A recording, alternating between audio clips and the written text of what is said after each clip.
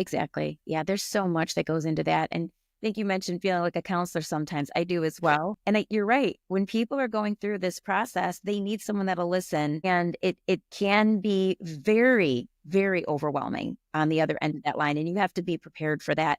If you're going to work with somebody going through divorce, right? And you know this better than anybody, it takes a certain mindset. And with regard to the kids and still kind of in that realm, with what I deal with is people that'll come to me that are in the process or thinking about it, and they're looking to make a move.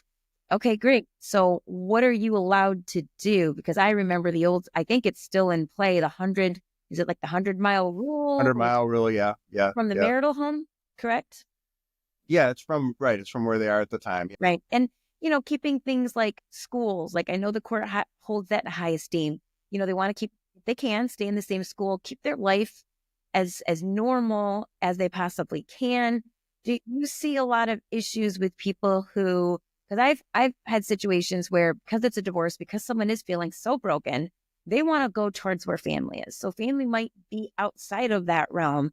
I can imagine that becomes a bigger conversation. Now you're getting in and you're really having to do your lawyering, as you say. You got to really get in there and either defend the person who doesn't want them to go, or you're advocating for the person who's saying, listen, I have this great situation somewhere else. I know that can be a huge, like a time bomb with a lot of people.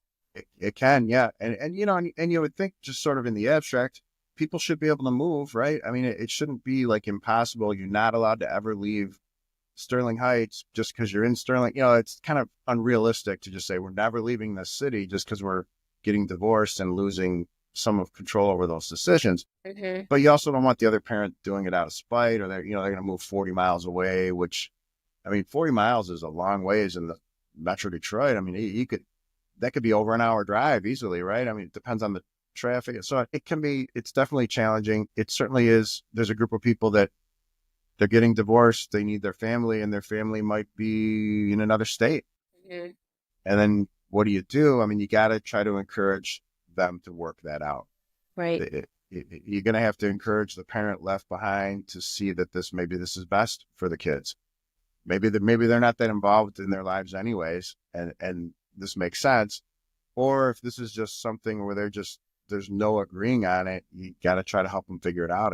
Those are tough things. When someone wants to move away, really out of state or more than 100 miles, that's a big change in their life. I mean, like you said, you've been through divorce. My parents got divorced when I was a kid. I've never been divorced, but they got divorced, and yeah, we moved away. I mean, we were in Chicago, and then we moved to Jackson, to Michigan, and that's a long drive. You barely could do it in a weekend, and it changes the dynamic of how my dad can be involved.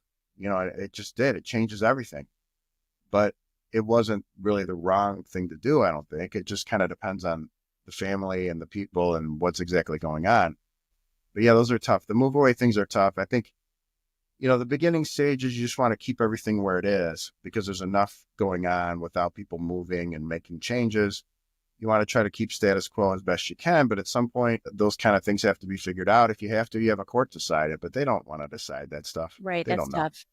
Yeah, they hate those cases. I'll bet. Well, the positive, if something was really needed to be worked out, somebody needed to move away, or a job, right? Maybe it's not just, maybe they can prove, hey, I haven't worked. I've been a stay-at-home parent. And now all of a sudden, this is the opportunity, the only one I can get. And I need to provide for my child, especially if I'm going to be the one kicking in for child support, either spouse, right? But we still have that system in most states. I don't think it's changed too much, but where we have the summers. Right. So I've heard of a lot of people having, like, I'm with you one parent all summer, maybe for a couple of weeks during the breaks that we have. So there's always a way to work it out. Like you said, bringing people together. I'm assuming too, the relationships that you have with other attorneys, kind of similar with me. I have a lot of relationships with other realtors. We want to have those. It's important so that we can work things out between clients who do get emotional. Right. So I would assume that having great relationships with other attorneys and kind of knowing everybody, it's not like you may be combative in the courtroom, but you probably go out afterward and say, hey, let's get a coffee or something, because you are having to work together for the same end. You want to resolve the case. You want to move forward. Yeah.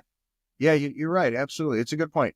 I think potential clients get confused about, they don't want to hear that you're like on good terms with their spouse's attorney, but that really can go a long way.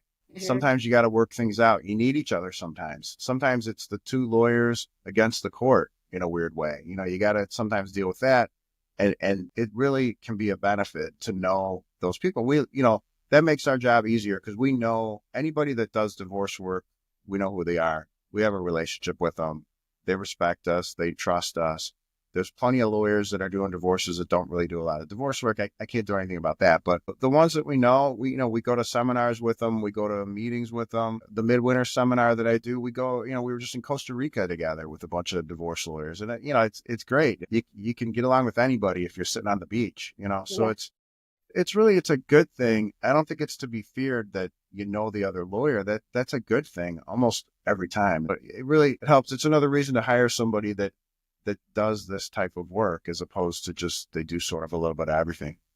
Absolutely. Relationships are important and having professional relationships because you can come to terms probably quicker and better when you're looking for the win-win for everybody because everybody has to feel like they're winning. I feel like when you're negotiating pretty much anything, you want to make it feel like everybody's winning in some way.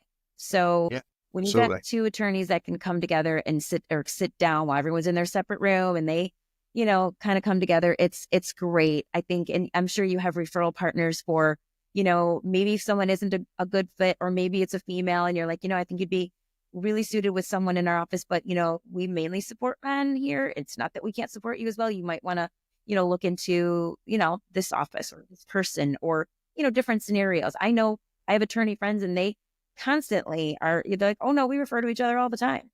Yeah. Oh, it's great. Yeah. Yeah. Yeah. Whether it's, there's all kinds of reasons. There's other divorce lawyers that we send people to, refer them to. It's a better fit. Some of it's cost. If they just can't afford really anybody, we have lawyers that can try to even work with that a little bit. And that's great. I mean, you got to know, if you don't know what to do, you got to know the person that does, right? I mean, that's part of any profession. Like with us, we don't do personal injury, but we have really good relationships with lawyers that do, or whatever it is. Estate planning, name it, right? You got to have your people because it makes you feel better, makes the client feel better. You want to know you send them to somebody that's going to handle it and do a good job. And that comes with 20 plus years of doing something, is you just know all the people that you need to be worried about and can help you. Right. And it makes you look great too when you can send someone to the best situation. I would say you'll get more referrals that way because they could say, he could have took my business, but he saw that maybe another situation might fit better. That really goes a long way, especially to someone going through divorce, right? So absolutely. Yeah.